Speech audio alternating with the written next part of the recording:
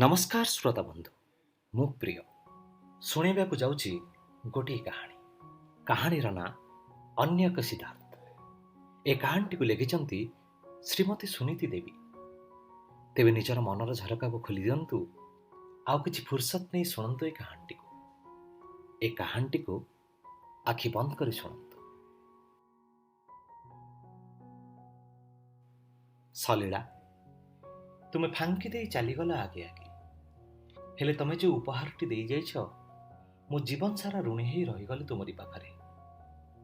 पृथ्वी को अनेक समय भावे आम जीवन सब कथा कहीदेवी सलीला।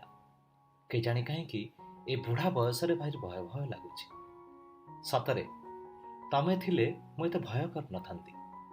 आमे दुहे मिसी वृद्धाश्रम पलई थांते। किंतु मु एकाकी आश्रम जावाक भय नाई जे ए घरे तमे एते जत्न साइती रखिथिबा जिनिस सबुरे तुमरी स्पर्श ही अनुभव करे सलीला।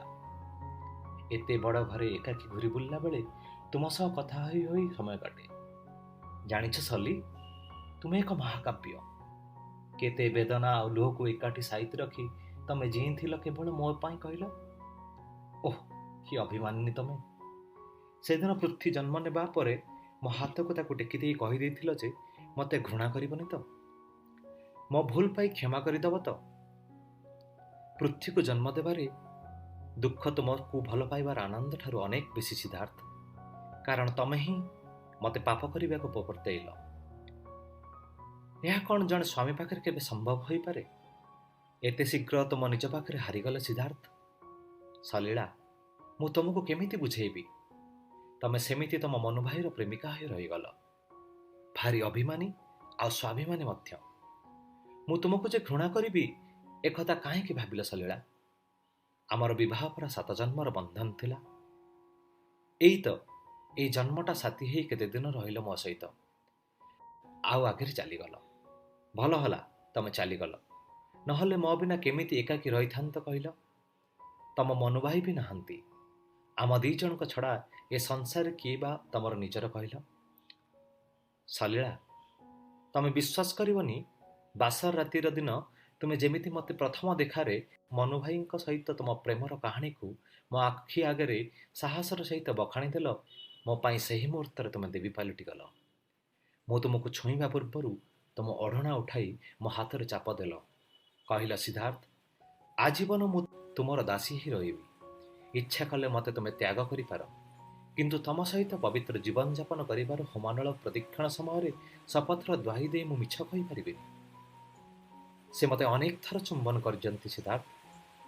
ताठू आउ पादे मु आगेइनी। मु तांकर अईठा ही सारची। से मो मनु भाई। सिद्धार्थ जदि तुम यह सत्वे भी मते स्त्रीर मर्यादा दे पारि बोली भावुच, तेबे आज रातिटा केवल आमर प्रेम कहानी शुणिब। मु जदिओ तुमको मो स्वप्नर से मुहूर्त दली मकच फिंगी देइथिली, आउ से मुहूर्त भाविली मोर प्रियतमा हवा पूर्वर तुमे कहार प्रेमिका ही सारिच, किंतु विस्मय भरीगला मोर मन। एमिति कौन झीटे बासर प्रथम राति रे तार स्वामी को निजर प्रेमर निछक सत कथा कहानी भली कहि पारे? से देवी ना मानवी? मु खाली गोटे कथा तुमको कही सेतेबेले तमे तुम मनु भाई पाखक फेरिबा को चाहछ जदि एही क्षण मु तुमको छाड़ी दे आसीबी। सकल निंदा हब मोर सलीला। तुमे दृढ़ भावे कहिथिल ना सिद्धार्थ, प्रेमिक को नहीं बोध हुए संसार करी हुए ना। नियति तुम पाई मते ठीक करछि जेतेबेले मु ताको अपमान करि परिबि नाही। तुमको मु पाइछि स्वामी भावरे। सत कहूछि आज ठारू मनु भाई को भूलिबा को चेष्टा करिबि। तुमको सब कहि सारला परे, एबे नुहे। तापर तमे कहल मनु भाईर प्रेम कथा। मो आखिरे सेतेबेले तुमे पालटि गल सत्य जेपति अनामपुर से चपलमती किशोरी। तुम प्रेमर छवि मो आखि आगे सिनेमार चलमान चित्र भली भासी उठुला, ता सहित तुमर लाइव कमेंट्री। मनु भाई आमर 2टी उपर बैच रे पढ़ुले। आम पड़ोसी नटसार पुओ। अंकरे खूब भल प्रवेश। मोर अंक हुए ना। मैट्रिक बेले मते बोऊ कहिथिला, अरे मनु सली को एते कथा शिखौचु, अंक टिके शिखै दे, परीक्षा रे कौन से फेल हबो। मनु भाई कॉलेज जाउथांती। संज बेलू मते से अंक पढ़ाइबा आसती। अंक न आसिले ମୋ ଚୁଟି ଝିଙ୍କି ଗାଁ ଗାଁ କରି 2-4ଟା ବିଧା ପିଠିରେ ଲଦି ଦିଅନ୍ତି। ମୁଁ ବେଳେବେଳେ କାନ୍ଦେ, ରାଗିଯାଏ, ତାଙ୍କୁ ଖନ୍ତେଇ ହୁଏ। କହେ କାଲିଠୁ ମୋ ବୋଉକୁ ଅଙ୍କ ପଢ଼େଇବ। ମୋତେ ଟିକେ ଟିକେ କଥାରେ ମାରୁଛ, ମୁଁ ତମ ସହ କଥା ହେବିନି। ଯାହା କଲେ ବି ମନୁ ଭାଇ ଠିକ୍ ସନ୍ଧ୍ୟାବେଳକୁ ହାଜିର ହୋଇଯାଆନ୍ତି ଆମ ପଢ଼ା ଘରେ। କେଉଁଦିନ ମୋର ପାଇଁ ଭୁଇଁଚଣା ତ, କେଉଁଦିନ ଡାଲି ଖଜା, କେଉଁଦିନ ଚେନାଚୁର, ଆଉ କେଉଁଦିନ ନଡ଼ିଆ କୋରା। ଲାଞ୍ଚ ଦେଇ ମୋତେ ଅଙ୍କ କଷାନ୍ତି। ଯେଉଁଦିନ ମାଟ୍ରିକ ପରୀକ୍ଷାରେ ଖୁବ୍ ଭଲ ନମ୍ବର ରଖି ମାଟ୍ରିକ ପାସ୍ କଲି ଆଉ ମନୁ ଭାଇ ଖବର କାଗଜ ଧରି ମୋ ଶୋଇବା ଘରକୁ ପଶି ଆସିଲେ, ସେଦିନ ବୋଉ ଯାଇଥିଲା ମହାଦେବଙ୍କ ଉପରେ କ୍ଷୀର ଢାଳିବାକୁ, ବାପା ହାଟକୁ, ଭାଇ ସ୍କୁଲରେ। ମୁଁ ଶୋଇଛି। ମନୁ ଭାଇ କୁତକୁତ କରି ମୋତେ ଉଠାଇ ଦେଲେ ଆଉ ମୋ ଗାଲରେ ଏକାଥରକେ ପୁଞ୍ଜାଏ ଚୁମା ଦେଇ ମୋତେ ତାଙ୍କ ଛାତି ଉପରକୁ ଭିଡ଼ି ନେଲେ। ତାଙ୍କ ବାହୁବନ୍ଧନରୁ ମୁଁ ଖସିଯିବାକୁ ଚାହୁଁଥିଲି। ସେ ଗୋଟିଏ ଶବ୍ଦରେ ଚମକାଇ ଦେଲେ। ହୁଣ୍ଡି ମୋର ସବୁ ଆଶା ପଣ୍ଡ କରି ଫେଲ୍ ହେଇଗଲୁ। ମୁଁ ଖିଁ ଖିଁ ହେଇ ହସିଲି। କହିଲି, ତମେ ଗେଲ କଲ କାହିଁକି? ମୁଁ ପାସ୍ କରିଛି ମନୁ ଭାଇ। ତମେ ମିଛ କହୁଛ। ସେ ହସିଲେ। କହିଲେ, ତୁ ସଲି ଆଜିକାଲି ଭାରି ଚାଲାକ ହେଇଗଲୁଣି ରେ। ମନୁ ଭାଇ ତୋର ଟ୍ୟୁସନ ମାଷ୍ଟରଟି, ତୁ ପୁଣି ଫେଲ୍ ହବୁ? ମାଟ୍ରିକ ପୁଣି ଫାଷ୍ଟ କ୍ଲାସ୍। ମନୁ ଭାଇ ସେଇଦିନଠୁ ମୋର ପୁରାପୁରି ଟ୍ୟୁସନ ମାଷ୍ଟର ହୋଇଗଲେ। BA ପାସ୍ କଲି ଗାଁ କଲେଜରୁ। ୟା ଭିତରେ ଆମର ଘନିଷ୍ଠତା ଏତେ ବେଶୀ ହେଇଗଲା ଯେ ମନୁ ଭାଇକୁ ଛାଡ଼ି ମୁଁ ଯେମିତି ଆଉ କିଛି ନାହିଁ ବୋଲି ଭାବିଲି। ଗାଁ ଗଣ୍ଡା ହଲୁସ୍ତୁଲୁ ଚଷା ପୁଅ ମନୁଆ ଉପର ବ୍ରାହ୍ମଣ ସାହିର ଝିଅ ସଲୀଳାକୁ ଟେକି ନେଇଯାଇ ବାହା ହବ। ବୋଉର ଯଦିଓ ସମର୍ଥନ ଥିଲା, ବାପା ରାଜି ହେଲେ ନାହିଁ। ମୋ ପାଠପଢ଼ାରେ ଡୋରି ବନ୍ଧା ହେଲା। ମନୁ ଭାଇ ଇଂରେଜ MA ପଢ଼ିବାକୁ ଦିଲ୍ଲୀ ୟୁନିଭର୍ସିଟି ଚାଲିଗଲେ।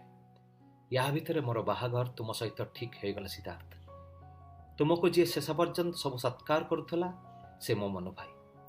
ସେ ମୋତେ ବୁଝାଇ ଦେଇଗଲା ଗଣିତର ଉପପାଦ୍ୟ ଭଳି ଆମ ପ୍ରେମର ଅଛିଣ୍ଡା ଗଣିତକୁ। କହିଲା, ସଲି, ତୁ ମୋର ଚିରଦିନ ପ୍ରେମିକା ହୋଇ ରହିବୁ, ଆଉ ମୁଁ ତୋର କେବଳ ମନୁ ଭାଇ। ଆମର ଅଛିଣ୍ଡା ଗଣିତକୁ ତୁ ଗଲାବେଳେ ଛିଣ୍ଡାଇ ଦେଇ ଯା, ନହେଲେ ଭାଗ ଶେଷରେ ଖାଲି ଅବଶୋଷ ଆଉ ଲୁହ ରହିବ।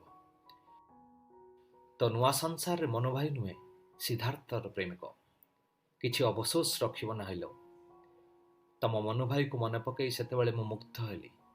କି ଅମାୟିକ ବ୍ୟକ୍ତିତ୍ୱ! ସରଳ ଗଣିତ ପଢ଼ି ତୁମ ପ୍ରେମ କାହାଣୀକୁ କଷି ବୁଝାଇଥିଲେ ମୋତେ।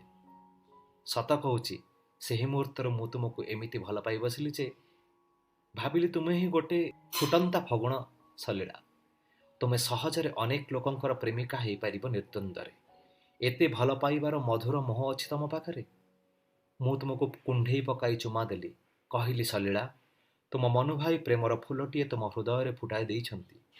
ମୁଁ ତାକୁ ମଉଳିବାକୁ ଦେବି ନାହିଁ, କି ତାର ଅମର୍ଯ୍ୟାଦା କରିବି ନାହିଁ। ଦେଖିବ, ମୁଁ ତୁମକୁ ତୁମ ମନୁ ଭାଇଠାରୁ ଅଧିକ ଏମିତି ଭଲ ପାଇବି ଯେ ତମେ ତାକୁ ଭୁଲି ଯାଇ ମୋତେ ଭଲ ପାଇ ବସିବ। ତାପରେ ଧୀରେ ଧୀରେ ଆମ ଜୀବନ କେତେ ସ୍ୱାଭାବିକ ହେଇଗଲା କହିଲ।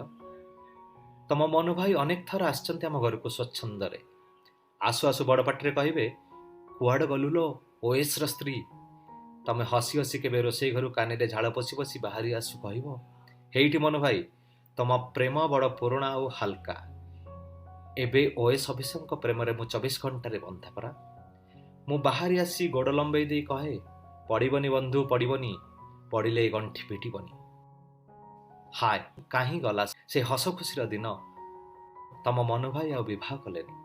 ମୁଁ କେତେ ବୁଝାଇଛି, ସେ ସବୁଥର ଗୋଟିଏ ଉତ୍ତର ଦିଅନ୍ତି, ପ୍ରେମର ମନ୍ଦାକିନୀ ଧାରାଟିଏ ଏବେ ବି ମୋ ଛାତି ତଳରେ ବହୁଛି ସିଦ୍ଧାର୍ଥ।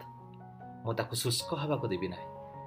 10 ବର୍ଷ ବିବାହର ଦାମ୍ପତ୍ୟ ଜୀବନ କାଟିଲା ପରେ ଆମର ଯେତେବେଳେ ପିଲାପିଲି ହେଲେ ନାହିଁ, ତମେ ବହୁତ କାନ୍ଦିଲ ସଲୀଳା। ଖାଲି ସବୁ କଥାରେ ନିଜକୁ ଦୋଷ ଦେଲ। ଡାକ୍ତରୀ ପରୀକ୍ଷାରୁ ମୋର ଅକ୍ଷମତା କଥା ଜାଣିବି ତମେ ନିଜକୁ କ୍ଷମା କରିପାରିଲ ନାହିଁ। ଦିନେ ମୋ ମୁଣ୍ଡକୁ ଏ କଥା ଆସିଲା। ତମେ ଜିଦ୍ ଧରୁଥିଲ ଆଡପ୍ଟ କରିବା ପାଇଁ ଆମ ନିକଟସ୍ଥ ଅନାଥାଶ୍ରମରୁ ପିଲାଟିଏ ଆଣି। ମୁଁ ତୁମକୁ କହିଲି, ଆଚ୍ଛା, ମନୁ ଭାଇର ପିଲା ହେଲେ ଖୁବ୍ ଭଲ ହୁଅନ୍ତାନି? ତମେ ରାଗିଗଲ, ଭୀଷଣ କାନ୍ଦିଲ। କହିଲ, ମୁଁ ତମର ସ୍ତ୍ରୀତ୍ୱର ଅମର୍ଯ୍ୟାଦା କରୁଛି। ପ୍ରାୟ 6 ମାସ ରାତିଦିନ ତୁମକୁ ବୁଝି ସାରିଲା ପରେ ତମେ ରାଜି ହେଲ ମନୁ ଭାଇଙ୍କ ଆଡ଼ୁ ତମର ପିଲାଟିଏ ପାଇଁ, ଅଥଚ ବହୁତ ଧିକ୍କାର କଲ ମୋତେ। ମୁଁ ବୁଝାଇଲି, ଆଜି ବି କହୁଛି ସଲୀଳା, ଦେହର ଆବଶ୍ୟକତା ଦମ୍ପତିଙ୍କ ପାଇଁ କେବଳ ବଂଶରକ୍ଷା ପାଇଁ। ସେ ପୁଅ ହେଉ କି ଝିଅ ହଉ କେବଳ ସଂସାରକୁ ସ୍ୱୀକୃତି ଦେବା ପାଇଁ। ଏ ଦେହ ତ ନଶ୍ୱର। ଧର୍ମ ଅଧର୍ମ, ଆଶା ଆକାଂକ୍ଷା, ପାପ ପୁଣ୍ୟ, ନୀତି ଅନୀତି, ସୁଖ ଦୁଃଖ, ଆନନ୍ଦ ଉଲ୍ଲାସ ସହ ଏ ଦେହ ଜଡ଼ିତ। ଆତ୍ମା ତ ନିଷ୍କଳଙ୍କ। ତୁମର ଆତ୍ମା ସହିତ ମନୁ ଭାଇଙ୍କର ଆତ୍ମା ଆଉ ମୋ ଆତ୍ମା ସହିତ ତୁମର ଆତ୍ମା ଏକାକାର ହେଲା ପରେ ଆମର ଏ ଦେହରେ କି ପ୍ରୟୋଜନ କହିଲ? ସେତେବେଳେ ତୁମ ମନୁ ଭାଇ ଦିଲ୍ଲୀରେ କେଉଁ ଏକ କଲେଜରେ ଥାନ୍ତି ଇଂରାଜୀ ପ୍ରଫେସର। ତାଙ୍କ ଦେହ ଖରାପ ହେବାର କଥା ଶୁଣି ଆମେ ଦୁହେଁ ଯାଇଥିଲେ। ସେଦିନ ବୋଧହୁଏ ଚତୁର୍ଦ୍ଦଶୀର ଜହ୍ନ ଆକାଶରେ ଉଙ୍କି ମାରୁଥିଲା। ଆମେ ତୁମ ମନୁ ଭାଇଙ୍କ ଘର ଛାତ ଉପରେ ବସିଥିଲେ। ୟା ଭିତରେ ମନୁ ଭାଇଙ୍କର ସିଗାରେଟ୍ ପିଇବାର ଅଭ୍ୟାସଟା ବି ବଢ଼ିଯାଇଥିଲା। ସେ ମଝିରେ ମଝିରେ ଲହରା କାଶ କାଶୁଥିଲେ। ତୁମେ ତାଙ୍କ ହାତ ଧରି କହିଲ, ତମର ଏ ସିଗାରେଟ୍ ପିଇବା ଅଭ୍ୟାସ ଛାଡ଼ି ଦିଅ ତ। ତାଙ୍କ ପାଟିରୁ ବାହାରି ଆସିଲା, କ'ଣ ତତେ ଛାଡ଼ିଲା ପରି? ତମେ ହାଲକା କଲ କଥାକୁ। କହିଲ, ଛାଡ଼ିଛି କେଉଁଠି ମନୁ ଭାଇ, ତମ ପାଇଁ ଏକ ସୁନ୍ଦର ପ୍ରସ୍ତାବ ନେଇ ଆସିଛି। ଏ କଥାରେ ମୋ ପାଇଁ ଖୁବ୍ ଗୋଟେ ବଡ଼ ଆକ୍ଷେପ ଥିଲା, ମୁଁ ଜାଣିଲି ଆଉ ହଜମ ବି କରିନେଲି। ତମେ କାହାକୁ ଅପେକ୍ଷା ନ କରି ସିଧା ସିଧା କହିଦେଲ, ମନୁ ଭାଇ ସିଦ୍ଧାର୍ଥ ଗୋଟେ ତମ ପାଇଁ ଭଲ ପ୍ରସ୍ତାବ ନେଇ ଆସିଛନ୍ତି। ମାନେ? ମନୁ ଭାଇ ଚମକି ପଡ଼ିଲେ। ତମେ କହିଲ ତାଙ୍କର ଗୋଟେ ପୁଅ ଦରକାର, ସେଟା ତମେ ଦବ। ମନୁ ଭାଇ ରାଗି ଯାଇ ତମ ଗାଲରେ ଗୋଟେ ଚାପଡ଼ା ମାରିଲେ। କହିଲେ, ତୋର ଏ ଫାଜିଲାମି କଥା ବନ୍ଦ କର ସଲିଳା। ବାହା ହେଲା ପରେ ବି ତୁ ବି ଟିକେ ବଦଳିଲୁ ନାହିଁ। ତମେ ଝରଝର କାନ୍ଦିଲ। କହିଲ, ମୁଁ ସତ କହୁଛି। ତମେ ସିଦ୍ଧାର୍ଥକୁ ପଚାରୁନ। ସେ ସ୍ତବ୍ଧ ହେଲେ। ମୁଁ ତାଙ୍କ ହାତ ଧରି ଅନେକ ବୁଝାଇଲି। କହିଲେ, ତମେ ମୋ ଅକ୍ଷମତାକୁ ସାମ୍ନାକୁ ଆଣନି ମନୁ। ତମର ଗଭୀର ପ୍ରେମର ନିଦର୍ଶନ ହେବ ଏ ତ୍ୟାଗ। କି ଜଘନ୍ୟ ସିଦ୍ଧାର୍ଥ ତମେ! ପ୍ରତିଶୋଧ ନେବାକୁ ଚାହୁଁଛ ନା? ତାଙ୍କ ଆଖିରୁ ଝରଝର ହେଇ ଲୁହ ଝରି ଆସୁଥାଏ। ମୁଁ କହିଲି, ତମେ ମୋତେ ପିତା ହେବାର ସୁଖ ଦେବନି ସତରେ। ତୁମେ ଥାଉ ଥାଉ ମୁଁ କ'ଣ ହାତ ପାତିବି ଅନ୍ୟ ପାଖରେ? ଭିକ୍ଷାମ୍ ଦେହି ବୋଲି କହିଲା ପରେ ବି ତମେ ସିଦ୍ଧାର୍ଥକୁ ତମେ ନିରାଶ କରି ଫେରାଇ ଦେବ ମନୁ? ମନୁ ଭାଇ ମୋ ହାତରେ ଚୁମା ଦେଲେ। କହିଲେ, ସିଦ୍ଧାର୍ଥ, ତମେ ଯେଉଁଠିକି ବି ଯିବ ତୁମ ସୁଗନ୍ଧରେ ସୁଗନ୍ଧିତ ହୋଇଯିବ ଆକାଶ, ବସୁନ୍ଧରା। ସବୁ ପାପ ପୁଣ୍ୟରେ ପରିଣତ ହେବ। ସଲିଳା କି ଭାଗ୍ୟବତୀ କହିଲ। ମୁଁ ହସିଲି। ତମକୁ କହିଲି, ଯାଅ ଅନ୍ତତଃ ଆଜି ଡିନରଟା ଭଲସେ କର। ଯେଉଁଦିନ ପୁଣି ଥରେ ତମେ ଦି ଜଣଙ୍କ ଅନିଚ୍ଛା ସତ୍ତ୍ୱେ ମୁଁ ତୁମକୁ ବିନତି ଭାବରେ ମିଳିତ ହେବାର ବ୍ୟବସ୍ଥା କରିଦେଇ ବାହାରି ଆସିଲି, ମନୁ ମୋ ହାତ ଧରି ଅଟକାଇ ପାଦ ଧୂଳି ନେଲେ ମୋର। କହିଲେ, ତୁମେ ସତରେ ସିଦ୍ଧାର୍ଥ କାମନା ବାସନା ରହିତ ପରମାର୍ଥିକ ସତ୍ତା। ଭୁଲରେ ତମେ ସଲିଳାର ସ୍ୱାମୀ ହୋଇଗଲ ସିଦ୍ଧାର୍ଥ। କେତେ ସନ୍ତର୍ପଣରେ ତୁମେ ମୋତେ ବିଦାୟ ଦେଲ ମୁଁ ଜାଣିଛି। ମୁଁ ପୁରୁଷ ସଲିଳା। ସେ ମୁହୂର୍ତ୍ତରେ ମୁଁ ଏକ ଛିନ୍ନ ପୃଷ୍ଠା, କେଉଁ ଏକ ଅଜଣା ଝଡ଼ରେ ଉଡ଼ିଗଲା ଭଳି ଅନୁଭବ କଲି ସିନା, ନିଜକୁ ନିଜେ ପ୍ରକୃତିସ୍ଥ କରିନେଲି। ରାତି ପାଇଲା। ଛାତିରେ ବୋଝ, ମନରେ କୋହ ନେଇ ତୁମେ ଫେରିଲ ଘରକୁ ମୋ ସହିତ। ତାପରେ ପୃଥ୍ୱୀକୁ ତୁମେ ତ ଜନ୍ମ ଦେଲ। ତଥାପି ତମେ ଏକ ଅପରାଧର ବଳୟ ଭିତରେ ଯେମିତି ଘୁରି ବୁଲୁଥିଲ ବୋଲି ମୋତେ ଲାଗୁଥିଲା। ପୃଥ୍ୱୀ ଜନ୍ମଦିନ ମନୁ କ୍ୟାନ୍ସରରେ ପୀଡ଼ିତ ହୋଇ ସେପୁରକୁ ଚାଲିଗଲେ। କହିଲ, ସେ ଥିଲେ ପୃଥ୍ୱୀକୁ ଦେଖି କ'ଣ ଖୁସି ହେଇନଥାନ୍ତେ? ଅଥଚ ଦୀର୍ଘ 10 ମାସ ଧରି ସେ ତୁମ ସହିତ କିଛି ବି ସମ୍ପର୍କ ରଖିନଥିଲେ। ତୁମେ ବି ଅଜଣା ଲୋକ ପରି ତାଙ୍କ ସହିତ ବ୍ୟବହାର କଲ। ସେଇଠୁ ଆସିଲା ପରେ ତୁମେ ବିବ୍ରତ ହୋଇ ସବୁବେଳେ ଜୀବନର ଜଟିଳ ଗଣିତକୁ କଷୁଥିଲ ବୋଧହୁଏ। ସେଇଥିପାଇଁ ତୁମେ ତୁଣ୍ଡରେ ଥରଟିଏ ପାଇଁ ତମ ମନୁ ଭାଇର ନାଁ ଉଚ୍ଚାରଣ କଲ ନାହିଁ। ସତରେ ମୁଁ କ'ଣ ଏକ ଅପରାଧୀ? ସତ କୁହ ସଲିଳା। ତମେ ଶେଷରେ ତମ ମନୁ ଭାଇକୁ ଝୁରି ଝୁରି ସେପୁରକୁ ଚାଲିଗଲ। ତମେ ପୃଥିବୀର ମା। ଏ ସୁଖରେ ତୁମେ କ'ଣ ଆନନ୍ଦିତ ହୋଇନ? ସେ ସୁଖ ତୁଳନାରେ ମୋ ପାପ କ'ଣ ବେଶୀ ଥିଲା? ତେବେ ନିଜକୁ ମୁଁ କାହିଁକି ଆଜି କ୍ଷମା କରିପାରୁନି କହିଲ? ମୋ ମୃତ୍ୟୁ ପୂର୍ବରୁ ତମେ କ'ଣ ଚାହଁ ଯେ ମୁଁ ପୃଥ୍ୱୀକୁ ସବୁକିଛି ସତ କହିଦିଏ? ବୁଢ଼ା ସିଦ୍ଧାର୍ଥ ସଲିଳାର ଫଟୋ ପାଖରେ ଠିଆ ହୋଇ ଖୁବ୍ ଜୋରେ କାନ୍ଦି ଉଠିଲେ। ତରୁଣ ପୃଥ୍ୱୀ ପଛପଟୁ କାନ୍ଧରେ ଚାପ ଦେଲେ। କହିଲେ, ପାପା, ତମେ ଏତେ ଦୁର୍ବଳ ହେଲେ ହବ? ମାମା ଚାଲିଗଲା ପରେ ବି ଆକାଶରେ ତାରା ହୋଇ ତମକୁ ଚାହିଁ ରହିଥିବ ପାପା। ଆମ ସୁଖ ଦୁଃଖରେ ସେ ପରା ଛାଇ ହେଇ ଆମ ପାଖାପାଖି ଅଛି। ଚାଲିଲ ଇଭିନିଂ ୱାକ୍ରେ ଯିବା। ମାମା କ'ଣ କହୁଥିଲା ମନେ ନାହିଁ କି? ତମ ସ୍ୱାସ୍ଥ୍ୟର ଯତ୍ନ ମୋତେ ଏଥର ନେବାକୁ ହବ ଯେ। ଡୁବନ୍ତା ସୂର୍ଯ୍ୟର ଲାଲ କିରଣ ଝର୍କା ଫାଙ୍କରେ ଆସି ସଲିଳାଙ୍କ ଫଟୋ ଉପରେ ଚେନାଇ ପଡ଼ି ଝଲମଲ ହେଲା। ସିଦ୍ଧାର୍ଥକୁ ଲାଗିଲା ଯେ ସଲିଳା ଯେପରି କହୁଛି, ସିଦ୍ଧାର୍ଥ, କିଛି ସତ୍ୟ ଗୋପନରେ ରହୁ। ସୁଖ ଗୋପନରେ ଶାଣିତ ହୁଏ। ତୁମେ ଏ ବୁଢ଼ା ବୟସରେ ଏକାକୀ ଆଉ ଅତୀତର ଓଜନିଆ ପୃଷ୍ଠା ଓଲଟାଅନି ପାରିବନି। ରାସ୍ତା ପରା ସରିବା ଉପରେ।